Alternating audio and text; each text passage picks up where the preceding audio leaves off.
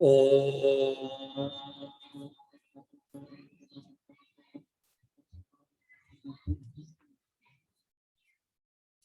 ओम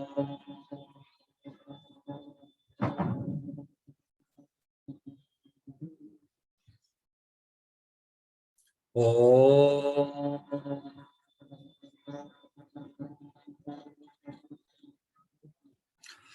ओम सच्चिदानंद रूपाय विश्वोत्पत्त्यादिहेतवे तापत्रय विनाशाय श्रीकृष्णाय वयं नुमः। ओम शांति शांति शांति। आज हम सब परम पूजनीय, परम पवित्र, परम महान श्रीमद् भगवद गीता जी के द्वितीय अध्याय के श्लोक संख्या 38 से विचार प्रारंभ कर रहे हैं। प्रभुवर जी बता रहे हैं, सुख दुखे समे कृत्वा लाभालाभौ जया जयौ ततो युद्धाय युज्यस्व नैवं पापमवाप्स्यसे। आराध्यवर जी वीर अर्जुन को बता रहे हैं कि नैवं पाप मवाप्स्यसे, हे अर्जुन, एवं इस प्रकार के आचरण से तुम नैवं पापमवाप्स्यसे, पाप के भागी नहीं होगे। अब एक बात यहाँ विचार के योग्य है कि आराध्यवर जी वीर अर्जुन को बता रहे हैं कि तू पाप का भागी नहीं होगे। क्यों? यहाँ केवल पाप शब्द का ही उल्लेख क्यों कर रहे हैं? आराध्यवर जी पुण्य शब्द का उल्लेख क्यों नहीं कर रहे हैं? तो देखें, इसके लिए हमें पीछे चलना होगा गीता जी के पूर्व प्रसंगों में। एक अच्छे अध्यापक वह हैं अथवा वह माने जाते हैं जो छात्र के प्रश्न के अनुसार उत्तर देते हैं। कि छात्र का जो प्रश्न है, छात्र को जानने की जो इच्छा है, विद्यार्थी जो जानना चाहता है, उस बिंदु पर केंद्रित होकर के अपना उपदेश देते हैं। एक अच्छे शिक्षक का, अध्यापक का यह गुण है। आराध्यवर जी संसार के परम गुरु हैं, सर्वश्रेष्ठ गुरु हैं। केवल संसार के नहीं, ज्ञात अज्ञात अनंत अनंत कोटि ब्रह्मांड के परम गुरु हैं आराध्यवर जी। तो ऐसी स्थिति में वीर अर्जुन जो पूछ रहे हैं आराध्यवर जी से, वीर अर्जुन के मन में जो भाव है आराध्यवर जी के प्रति जो प्रकट कर रहे हैं, वह इस प्रकार है कि वीर अर्जुन के मन में होता है, इस युद्ध को जीतने के लिए मुझे अपने पूजनीय आचार्य गण जी का, आचार्य द्रोण जी महाराज, आचार्य कृप जी महाराज आदि का वध करना होगा। इस युद्ध को जीतने के लिए आदरणीय भीष्म जी सहित अपने परिवार के समस्त सदस्यों का जो प्रतिपक्ष में खड़े हैं उनको मुझे मारना होगा, अपने भाइयों का संहार करना होगा, अन्य जो सगे संबंधी सुहृद आदि हैं सबको मारना होगा। तो वीर अर्जुन के मन में होता है कि इतने बड़े संहार के पाप का भागी तो मैं होऊंगा ना। यही चीज, यही बिंदु वीर अर्जुन के हृदय को व्यथित कर रहा है कि मैं बहुत बड़े पाप का भागी होऊंगा। और आराध्यवर जी इन द्वितीय अध्याय में प्रारंभ से श्लोक संख्या 11 से वीर अर्जुन को पहले आत्मा और अनात्मा के भेद युक्त संबंध को समझाते हुए यह बता चुके हैं कि वीर अर्जुन, आत्मा कभी, आत्म तत्व कभी नष्ट नहीं होता, अनादि है, अनंत है, सनातन है। और शरीर जो 5 भूतों से बना हुआ है यह नश्वर है। प्रारब्ध कर्म के भोगों के बाद, प्रारब्ध के भोग के बाद यह स्वतः नष्ट हो जाएगा, चाहे जैसे भी हो। यह नश्वर है, यह नष्ट होगा। जातस्य हि ध्रुवो मृत्यु, निश्चित नष्ट होगा। इसलिए तुझे शोक नहीं करना चाहिए, ऐसा पूर्व में आराध्यवर जी अर्जुन को बता चुके हैं। लेकिन ऐसी परिस्थिति में भी जब आराध्यवर जी को ऐसा अनुभव हो रहा है कि शायद वीर अर्जुन इस तथ्य को ठीक से नहीं समझ पा रहा है, तो अगले प्रसंग में, इसी अध्याय में प्रभुवर जी वीर अर्जुन को कर्तव्य कर्म का उपदेश दे रहे हैं। और वही उसी कर्तव्य कर्म के उपदेश के से संबंधित यह श्लोक भी है जो आज हमारे विचार का विषय है। नैवं पापमवाप्स्यसि, जो वीर अर्जुन के मन में है कि मैं इतने बड़े संहार के बाद कितने बड़े पाप का भागी होऊंगा, तो आराध्यवर जी कह रहे हैं एवं, हे अर्जुन, इस प्रकार के आचरण से तू पाप का भागी नहीं होगे। नैवं पापमवाप्स्यसि, तो किस प्रकार के आचरण से? तो इस श्लोक के पूर्व जो अर्धभाग है उसमें इस स्थिति का वर्णन आराध्यवर जी कर रहे हैं।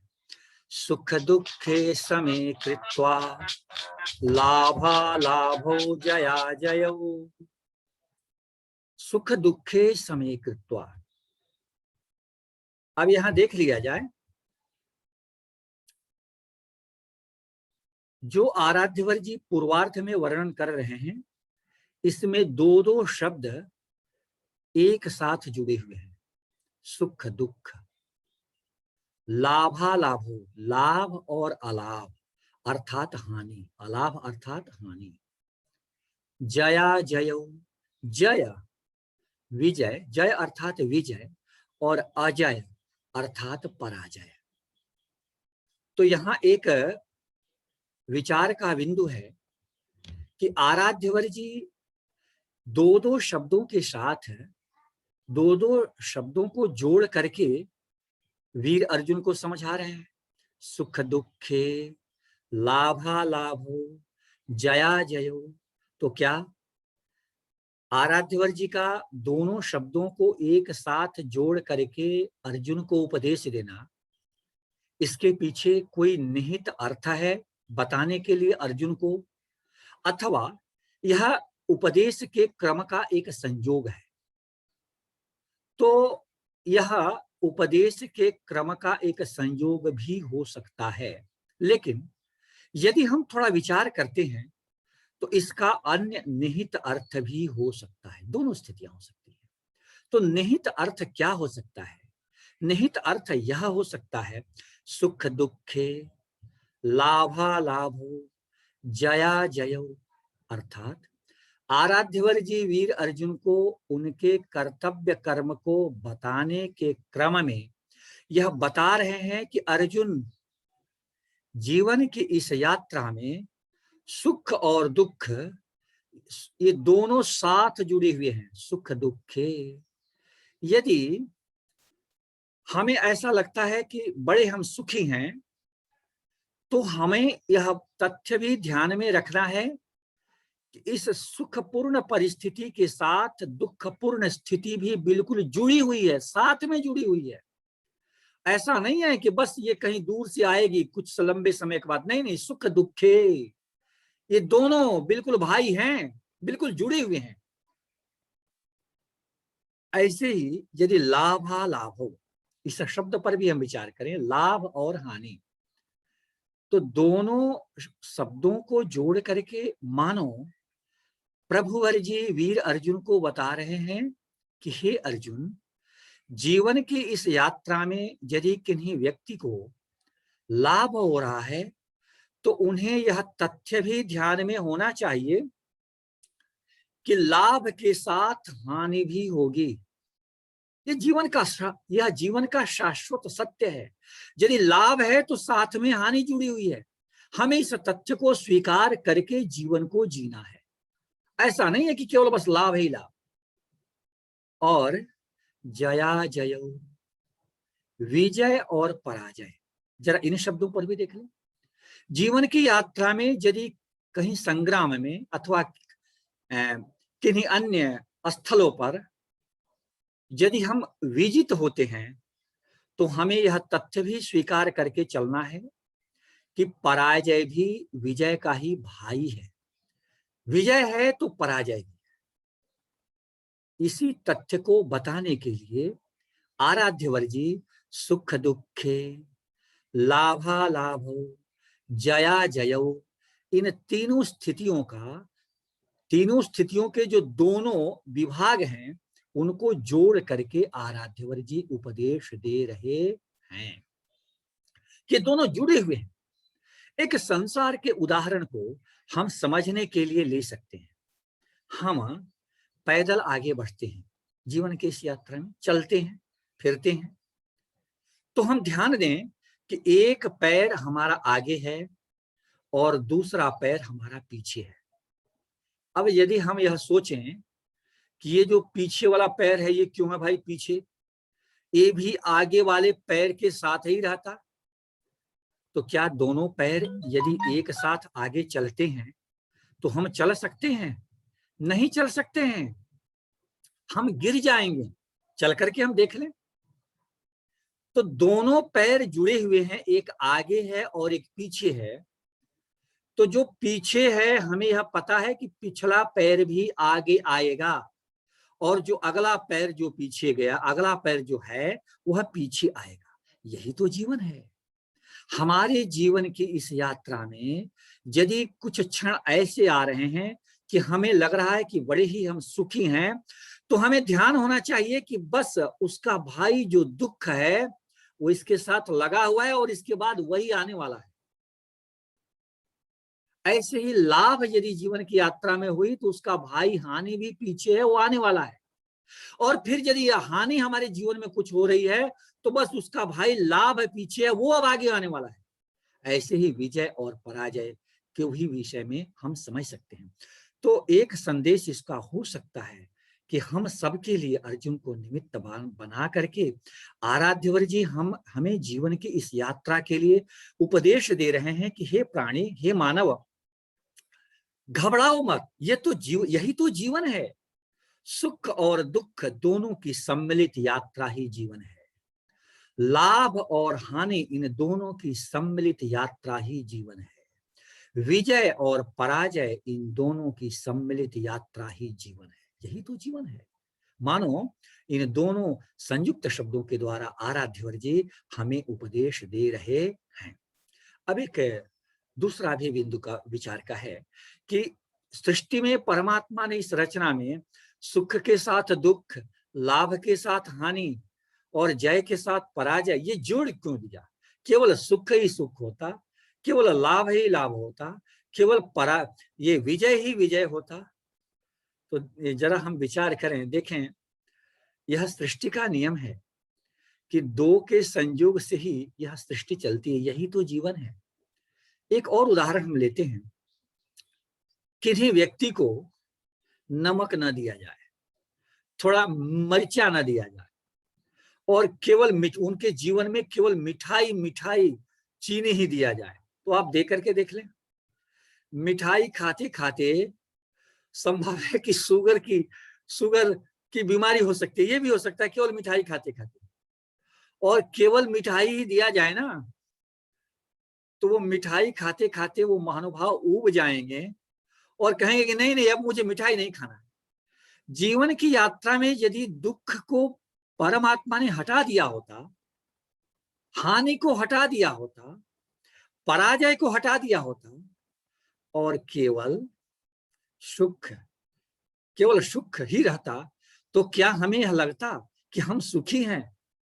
ऐसी स्थिति हो जाती कि हम सुख से उब जाते, हमारा जीवन नैराश्य पूर्ण हो जाता, निराश हो जाते जीवन से, अरे उब जाते, केवल लाभ लाभ से भी उब जाते। आलस्य आदि शरीर के अन्य विविध समस्याएं उत्पन्न होने लगती। विजय विजय विजय हम जानते कैसे कि विजय है?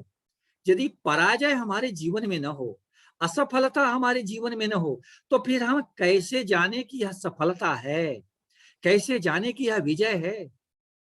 तो ये आवश्यक है, हम विजयी हैं, हम लाभपूर्ण स्थिति में हैं, हम सुखी हैं, यह बताने के लिए भी तो दुख, हानि और पराजय की स्थितियां होनी चाहिए। बिना दोनों के संयोग का यह संसार हो ही नहीं सकता है। तब तो केवल परमात्मा का जो स्वरूप है, सत्य चित और आनंद, केवल आनंद में, फिर वो तो भगवत स्वरूप है।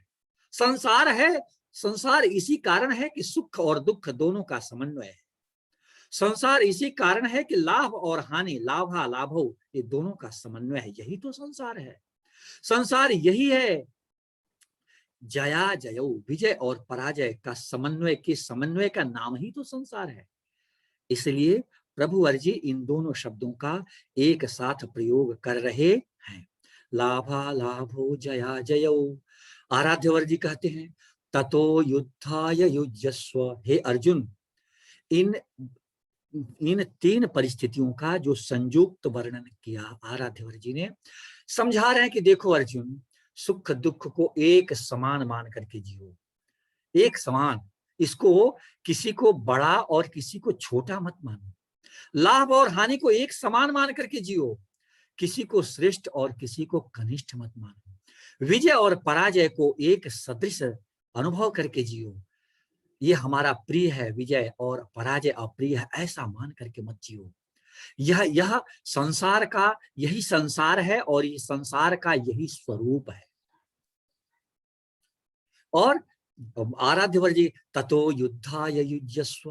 अब फिर वही मन में देखें, हम इसको बार बार हम कहना चाहते हैं कि युद्ध को निमित्त बना करके आराध्यवर जी जो उपदेश दे रहे हैं, इसमें युद्ध केंद्र में नहीं है। युद्ध केंद्र में इसलिए आ गया कि युद्ध भूमि है, युद्ध भूमि के में दोनों सेनाओं के मध्य में आराध्यवर जी वीर अर्जुन के साथ खड़े हैं। अब ऐसी स्थिति में और कार्य अभी क्या होने वाला है, तो युद्ध। इसलिए युद्ध को युद्ध इस शब्द का बार बार उच्चारण कर रहे हैं आराध्यवर जी। वस्तुतः यहाँ ततो युद्धाय युज्यस्व का अर्थ है कि अपने सत्कर्म में लग जाओ। युज्यस्व का अर्थ है जुड़ जाओ, लग जाओ, जुड़ जाओ। देखिए, जब हम यहाँ जो युज्यस्व शब्द है उसका अर्थ है जुड़ जाना। उसका भाव है कि अपने जीवन का अभिन्न अंग बना लेना। यदि हम कहते हैं किन्हीं को कि यह काम करो, तो इसका अर्थ है कि इस काम को किए और काम को करने के बाद काम को हम छोड़ सकते हैं, काम को बीच में भी छोड़ सकते हैं, काम को पूरा होने के बाद भी छोड़ सकते हैं। लेकिन यदि हम कहते हैं युज्यस्व, तो इसका अर्थ होता है कि इस कार्य को तू जीवन का अपना अभिन्न अंग बना ले, कि जब तक जीवन है हमें कार्य करने हैं, ये इसका भाव है। और युद्धाय का भाव है, युद्धाय शब्द को हम बार बार चर्चा में कर रहे हैं कि इसको व्यापक अर्थ में लिया जाए कि हे अर्जुन, तुम अपने कर्म में प्रवृत्त हो जाओ। इस कर्म को, जो भी कर्म सत्कर्म जीवन की यात्रा में सामने आए, उन कर्मों के साथ बिल्कुल अपने आप को जोड़ दो। जीवन और कर्म ये हमारे अभिन्न अंग बन जाए। कर्म ही जीवन है और जीवन ही कर्म है, ये हो जाए सत्कर्म। ये ध्यान रखना। अब एक मन में भाव हो सकता है कि कर्म तो कुछ भी हो सकता है, अशुभ कर्म भी कर्म है। हाँ, यह बात सत्य है। लेकिन आगे हम सबके आराध्यवर जी परब्रह्म परमात्मा भगवान कृष्ण जी आगे बताएंगे वीर अर्जुन के जिज्ञासा भाव पर कि आपने तो हमें बहुत सारी बातें बता दी, फिर भी जीवन में हमें क्या करना चाहिए और नहीं करना चाहिए। यदि ऐसी संशय की स्थिति हो जाए तो हम क्या, हमारे लिए रास्ता क्या होगा। तो आराध्यवर जी ने स्वयं वीर अर्जुन को इन्हीं पवित्र गीता जी में बताया है कि देखो, हम मानवों के लिए शास्त्र ही प्रमाण होंगे। शास्त्र जी जिन कर्मों को करने की अनुमति दें वह कर्म किए जाने चाहिए, और जिन कर्मों को करने के लिए जो निषिद्ध कर्म है, जिन कर्मों को करने को शास्त्र जी मना कर रहे हैं, अथवा शास्त्र जी में जिन कर्मों को करना निंदनीय माना गया है, उन कर्मों को नहीं करना चाहिए। ऐसा आराध्यवर जी आगे गीता जी में स्वयं बताएंगे। तस्मात् शास्त्रम प्रमाणम ते कार्य कार्य व्यवस्थित, आराध्यवर जी आगे बताएंगे। तो युद्धाय युज्यस्व, इस चरण का अर्थ है कि तू जीवन में जो भी सत्कर्म हैं जिन्हें शास्त्र जी अनुमति देते हैं, भगवत स्वरूप पूजनीय सदगुरुदेव जी जिसे अपनी अनुमति देते हैं, उन्हें तू बिल्कुल उनको करने में बिल्कुल तू लग जा, ये इसका भाव है। ततो युद्धाय युज्यस्व नैवं पापम, तू सत्कर्म करने में लग जा, तो दोष का और पाप का भागी नहीं बनेगा। बिल्कुल एक समान होकर के जीवन को तू जियो। ऐसा नहीं है कि सुख में हर्ष न समाए और दुख में कपार हाथ में रखे। देखिए, ये भगवान का उपदेश इतना महत्वपूर्ण है, इतना महत्वपूर्ण है कि जरा हम सोचें कि जीवन की यात्रा में सुख है तो दुख भी आएगा, बीमारियां होंगी, कोई अन्य भौतिक कारणों से दुख हो सकता है, सुनामी आ सकती है, आंधी तूफान आदि आ सकते हैं, जन धन की हानि हो सकती है। अब हम दुखी होकर के कपार पर हाथ रख लें, इतनी हानि हो गई, अमुक शरीर का नष्ट हो गया, तो देखिए इसकी परिणति क्या हुई? जो होना था वो तो हुआ। अब हम जब ज्यादा सोचेंगे विचारेंगे तो हृदय रोग आदि अन्य शारीरिक समस्याएं भी आ सकती हैं। लेकिन यदि हम यह मानकर चलें कि सुख और दुख यह दोनों जीवन की यात्रा है, दोनों समन्वय है, दोनों भाई है और दोनों में हमें एक समान जीना है, तो शायद यदि हम इसे गंभीर रूप से विचार करके अपने जीवन में अनुभव करें तो बहुत सारी चिंताओं से हम मुक्त हो सकते हैं, हम ऊपर उठ सकते हैं। लाभा लाभा लाभ, एक व्यापारी बंधु अथवा सामान्य व्यक्ति भी लाभ और हानि, लाभ हुआ तब तो बहुत अच्छा है, चलो भाई आज हमने इतना प्रतिशत कमा लिया, इतने पैसे कमा लिए, और यदि हानि हो गई तो क्या करेंगे? सिर फोड़ लेंगे? नहीं नहीं नहीं, यह जीवन यही जीवन है, लाभ भी होगा और हानि भी होगी, हमें दोनों में एक समान को जीवन जीना है। कितना आनंदमय जीवन होगा, अनुभव करके देख ले। विजय और पराजय ये दोनों जीवन, यही जीवन है, समन्वय है विजय और पराजय का। विजय हुआ तो पता चला कि दुगदुगी बजवा दिया, हम जीत गए, और हार गए तो घर छोड़ में छुप गए, अरे ऐसा क्यों?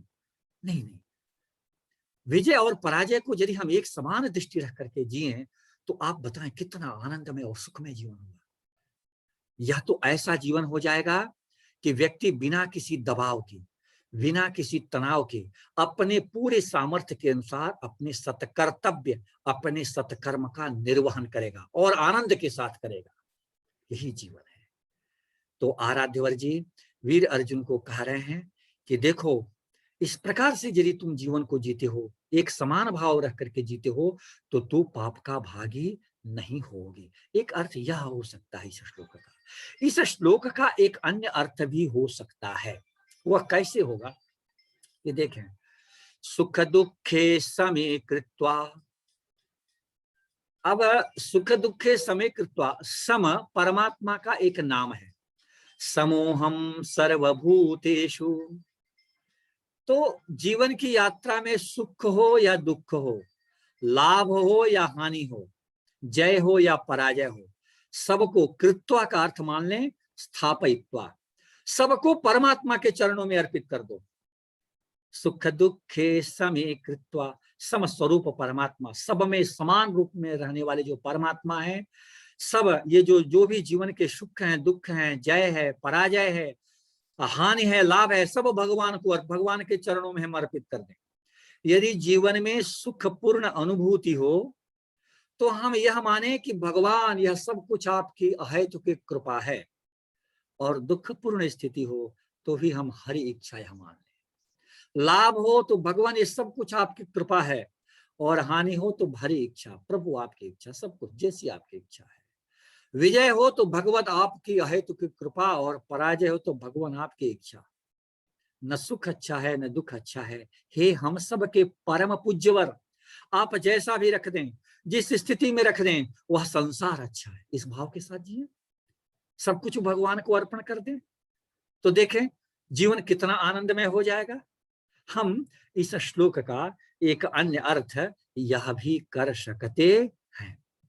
अब आगे आराध्यवर जी वीर अर्जुन को उपदेश दे रहे हैं। देखें यहाँ तक श्लोक संख्या 38 तक आराध्यवर जी परब्रह्म परमात्मा भगवान कृष्ण जी वीर अर्जुन को कर्तव्य कर्म का बोध करा रहे हैं। अब अगला जो श्लोक है, इस श्लोक से आराध्यवर जी इस श्लोक से आगे निष्काम कर्मयोग का उपदेश वीर अर्जुन को देंगे। आराध्यवर जी क्या कह रहे हैं, देखें, एषा ते भिहिता सांख्ये बुद्धिर्योगे त्विमां शृणु बुद्ध्या युक्तो यया पार्थ कर्म बंधम प्रहास्यसे। देखिए ये सारे के सारे जो कर्म बंधम प्रहास्यसे, कर्म के बंधन को काट दोगे। अब कर्म का बंधन क्या है, यह भी अर्जुन का जो प्रश्न है उसके उत्तर से संबंधित ही यह उत्तर है।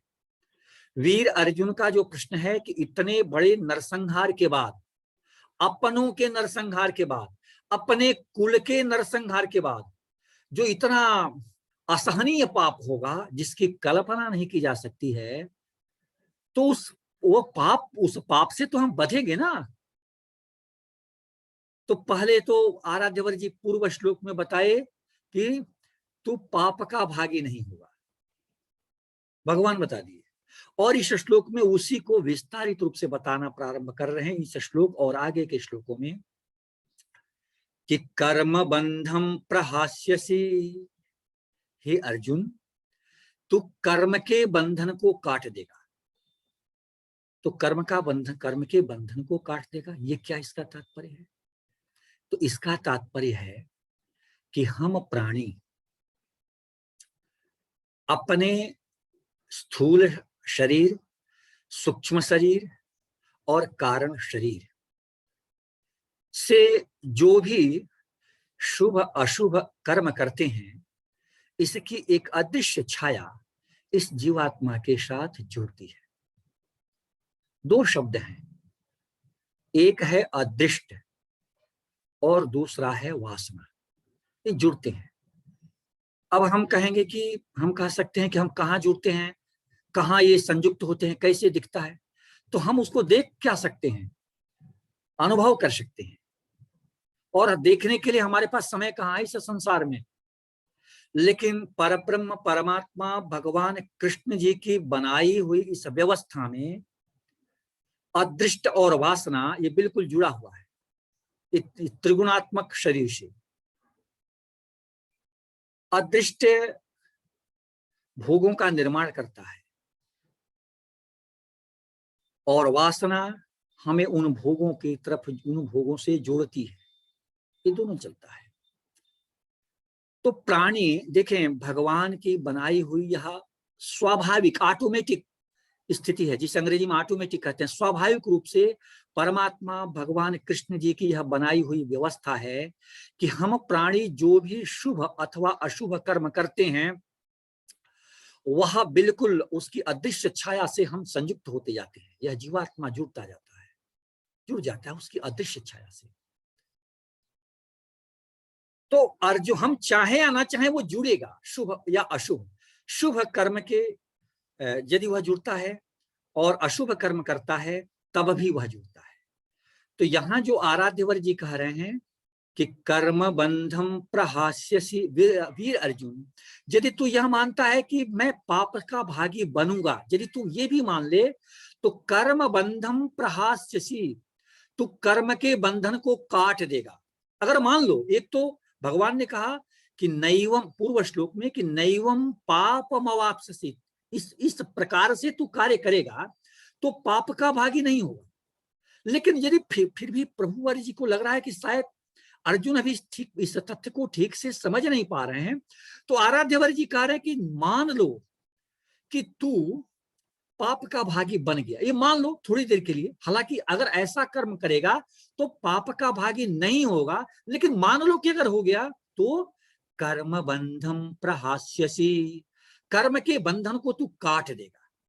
अब कैसे काटेगा, इस श्लोक पर हम अभी आगे विचार करेंगे। आज हम पवित्र और महान गीता जी के विमर्श में यहीं आराध्यवर जी की अनुकंपा से, अहेतु की कृपा से यही विश्रांति लेते हैं। ओम पूर्णमदः पूर्णमिदं पूर्णात् पूर्णमुदच्यते पूर्णस्य पूर्णमादाय पूर्णमेवावशिष्यते। ओम शांति शांति शांति।